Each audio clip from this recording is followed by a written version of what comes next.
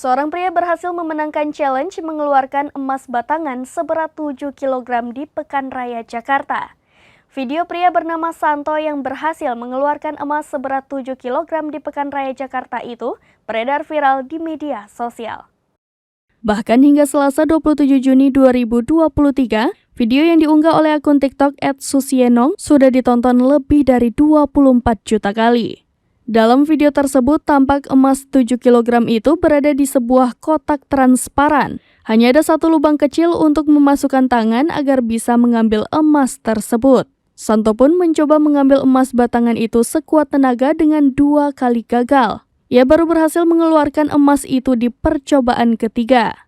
Ketika Santo berhasil, suara teriakan pun terdengar dari penonton di sekelilingnya, termasuk Susi istrinya yang merekam video itu. Menurut Santo, ia sendiri tidak mengetahui apakah emas batangan seberat 7 kg itu asli atau bukan. Namun atas keberhasilannya itu, ia telah mendapatkan hadiah lainnya yaitu emas seberat 1 gram.